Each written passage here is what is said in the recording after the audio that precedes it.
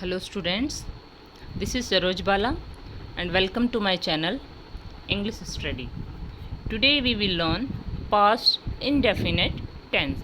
Students, आज हम past indefinite tense के बारे में जानेंगे.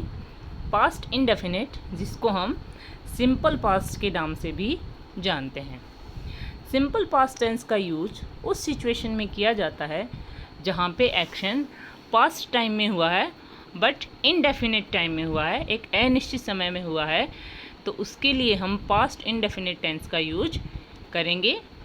हिंदी में अगर हम पहचान देखें तो हिंदी सेंटेंसेस के एंड में ता था, ती थी, ते थे, लिया, किया, दिया, गया, आया, उठा, बैठा, सोया, ली, की, दी, ये सब आते हैं. तो वहाँ पे हम पास्ट इंडेफिनिट टेंस का यूज करेंगे, सिंपल पास्ट का यूज करेंगे. जैसे शेर जंगल में रहता था, the lion lived in a forest. या फिर राम स्कूल गया, राम वेंट टू स्कूल.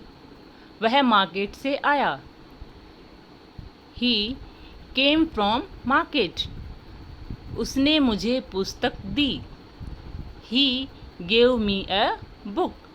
तो इस तरह से जिन सेंटेंसेस के एंड में हिंदी में अगर हम देखें तो ता था, ती थी, ते थे, लिया, किया, दिया, हुआ, सोया, उठा, बैठा, आया, गया, ये सब आते हैं.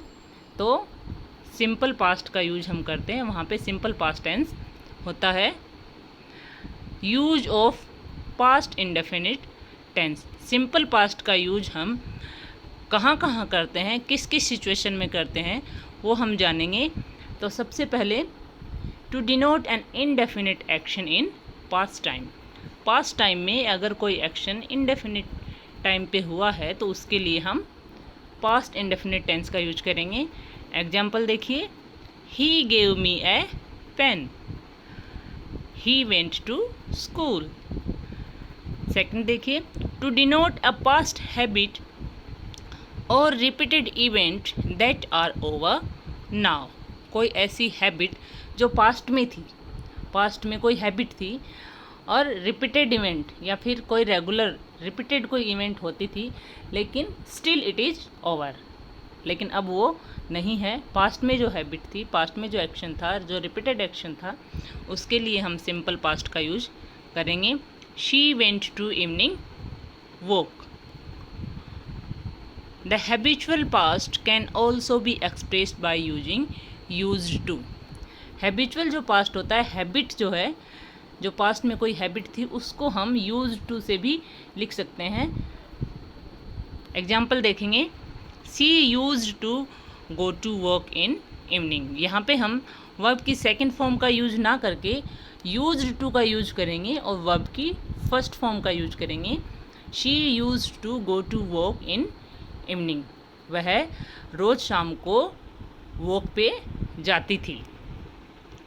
To indicate an action that happened in past and to report completed action, it is used often recounts and narratives. कोई ऐसा एक्शन या फिर कोई इवेंट जो पास्ट में हुआ था but now we are reporting it, पूरे एक्शन के रूप में हम उसको रिपोर्ट कर रहे हैं, उसको हम रिकाउंट कर रहे हैं या फिर उसको हम नरेट कर रहे हैं, वर्णन कर रहे हैं उस घटना का या उस इंसिडेंट का, तो हम सिंपल पास्ट का यूज करेंगे.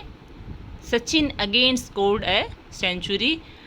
या फिर स्टोरी राइटिंग, जब हम स्टोरी राइटिंग करते हैं तब हम किसी इंसिडेंट को या फिर उस स्टोरी को हम वापस से रिकाउंट कर रहे होते हैं, नरेट कर रहे होते हैं, तो वहाँ पे हम सिंपल पास्ट का यूज करेंगे. To indicate another action which happened in the middle of a longer action. किसी लॉन्गर एक्शन के बीच में अगर कोई दूसरा एक्शन हो जाता है तो उस दूसरे एक्शन के लिए जो अनदर एक्शन है उसके लिए हम सिंपल पास्ट का यूज करेंगे, लॉन्गर एक्शन के लिए नहीं. जबकि वो जो अनदर एक्शन है, जो दूसरा एक्शन बीच में हुआ है, उसके लिए हम सिंपल पास्ट का यूज करेंगे. एग्जाम्पल देखिए, the light went out while I was watching TV.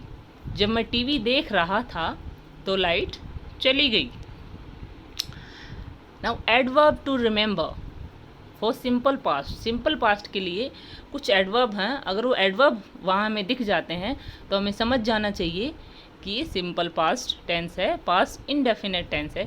जैसे last, last night I went to cinema, ago, yesterday, these words are the symbol of simple past. Let's see the structure of sentences. Sentences का structure हम देखेंगे। सबसे पहले है affirmative sentence, जिसको हम positive भी बोलते हैं, असर्टिव भी बोलते हैं, और हिंदी में जिसको हम सकारात्मक वाक्य बोलते हैं। उसका स्ट्रक्चर देखिए, उसका स्ट्रक्चर है subject plus second form of verb plus object. सबसे पहले सब्जेक्ट आएगा, उसके बाद वर्ब की सेकंड फॉर्म, और उसके बाद ऑब्जेक्ट आएगा। एग्जाम्पल हम देखेंगे, राम स्कूल गया या फिर राम स्कूल जाता था। इंग्लिश में इसका होगा राम वेंट टू स्कूल। सबसे पहले राम जो सब्जेक्ट है, उसके बाद सेकंड फॉर्म ऑफ वर्ब, गो की सेकंड फॉर्म वेंट होती है, तो वेंट, और कहाँ गया, school. Ram went to school. उसने एक पत्र लिखा या फिर वह एक पत्र लिखता था, तो इसका होगा ही रोट ए लेटर। ही यहाँ पे सब्जेक्ट है, रोट जो है वो राइट का सेकंड फॉर्म है, और क्या लिखा उसने, अ लेटर। विनीता ने मुझे पेंसिल दी या फिर विनीता मुझे पेंसिल देती थी, इसका इंग्लिश में होगा Vinita gave me a pencil. इसके बाद आता है नेगेटिव सेंटेंसेस, जिनको हम नकारात्मक वाक्य बोलते हैं, जिसमें नॉट लगता है।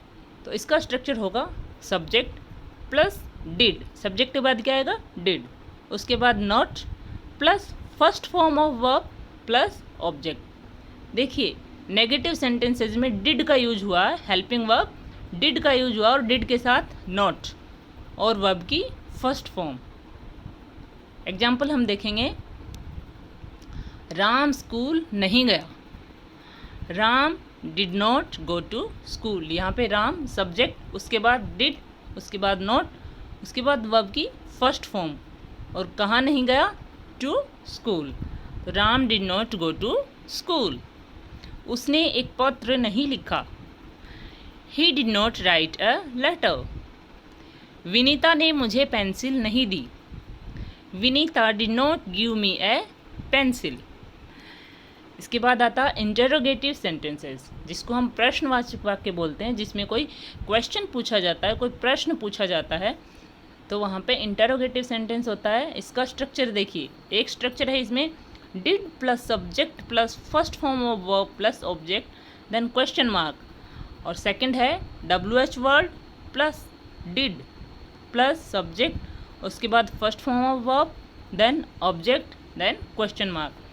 तो पहला जो स्ट्रक्चर है वो जो प्रश्नवाचक वाक्य होते हैं, वो ऐसे प्रश्नवाचक वाक्य होते हैं जिनका आंसर सामने वाला यस और नो में दे सकता है। कहने का मतलब ये कि अगर सामने वाला प्रश्न का उत्तर यस और नो में दे पाता है, तो वो प्रश्नवाचक वाक्य हेल्पिंग वर्ब डिड से शुरू होंगे, और जिस क्वेश्चन में, जिस इंटरोगेटिव सेंटेंस में WH वर्ड का यूज होता है, उस सेंटेंस का या उस क्वेश्चन का आंसर हम यस और नो में नहीं दे सकते, उसका डिस्क्रिप्टिव आंसर देना होता है। एग्जाम्पल हम देखेंगे, क्या तुमने कहा, और सेकंड एग्जाम्पल है तुमने क्या कहा। देखिए दो सेंटेंस है, क्या तुमने कहा और दूसरा तुमने क्या कहा, दोनों में क्या है, लेकिन पहले क्या को देखिए, क्या तुमने कहा, इसका आंसर हम यस और नो में दे सकते हैं। मतलब पहले से कोई बात चल रही है, उसी के रेफरेंस में पूछा गया है कि क्या तुमने कहा, तो इसका आंसर हम यस और नो में दे सकते हैं। तो ये जो सेंटेंस है वो डिड वाला है, डिड यू से, और सेकंड जो सेंटेंस है तुमने क्या कहा, ये तो क्या कहा, तो क्या के लिए तो बताना पड़ेगा ना कि क्या कहा।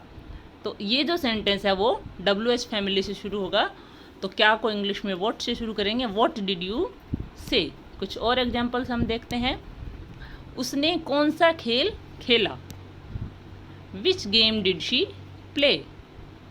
तुमने ऐसा क्यों सोचा, why did you think so. Mummy ने तुम्हें कितने पैसे दिए, कितने पैसे, कितने पैसे को इंग्लिश में क्या हम बोलेंगे? How much money, how much money did mom give you. तो ये सारे जो अभी जो 3 एग्जाम्पल्स हैं, ये तीनों की तीनों WH फैमिली वाले इंटरोगेटिव सेंटेंसेज हैं। उसके बाद है इंटरोनेगेटिव सेंटेंसेज, जिसमें प्रश्नवाचक और नकारात्मक दोनों सेंटेंस होते हैं। दोनों चीज़ें उसमें होती हैं, प्रश्न भी पूछा जाता है और सेंटेंस नेगेटिव भी होता है। तो ऐसे जो सेंटेंस होते हैं उसका स्ट्रक्चर होता है, एक तो पहला जो स्ट्रक्चर होता है वही यस और नो आंसर वाला, और सेकंड वाला जिसका आंसर यस और नो में नहीं दिया जा सकता। तो पहला स्ट्रक्चर है did plus subject plus not plus first form of verb plus object then question mark, and the second structure of the sentence is WH family plus did plus not plus subject plus first form of verb plus object then question mark. Examples के माध्यम से हम इसको समझेंगे। सबसे पहले example देखिए, क्या वह स्कूल नहीं गई। दूसरा एग्जाम्पल है वह स्कूल क्यों नहीं गई। पहला एग्जाम्पल है क्या वह स्कूल गई, स्कूल नहीं गई, तो इसका आंसर हम यस और नो में दे सकते हैं। लेकिन दूसरा जो सेंटेंस है वह स्कूल क्यों नहीं गई, हमें इसका रीजन बताना पड़ेगा, हम इसका आंसर यस और नो में नहीं दे सकते। इसी तरह से एक और सेंटेंस है क्या राजा विद्वानों से सहमत नहीं था, और सेकंड सेंटेंस है इसी का राजा विद्वानों से सहमत क्यों नहीं था, तो इसमें भी हमें रीजन देना पड़ेगा। तो ऊपर के जो 2 सेंटेंस हैं ये यस नो आंसर वाले क्वेश्चंस हैं। तो ये जो दोनों सेंटेंस हैं ये डिड से शुरू होंगे और बाद वाले WH फैमिली से। देखिए क्या वह स्कूल नहीं गई, इसको इंग्लिश में बोलेंगे did she not go to school. क्या राजा विद्वानों से सहमत नहीं था, did the king not agree with the scholars. वह स्कूल क्यों नहीं गई, इसको इंग्लिश में हम कहेंगे तो सबसे पहले WH वर्ड, उसके बाद डिड, उसके बाद not, then subject plus first form of verb plus object then question mark. तो इसका होगा why did not she go to school. राजा विद्वानों से सहमत क्यों नहीं था, इसका इंग्लिश में होगा why did not the king agree with the scholars. तो students, these are 2 types of interrogative sentence. 2 तरह के हो गए, एक तो वो जिसका आंसर हम यस नो में दे पाते हैं, और दूसरा जिसका आंसर हम यस नो में ना दे करके हमें एक्सप्लेन करना पड़ता है, डिस्क्रिप्टिव आंसर होता है, तो वो WH वर्ड से शुरू होने वाले क्वेश्चन होते हैं। I hope you like the video and understand very well. Thank you. Please subscribe my channel for more videos.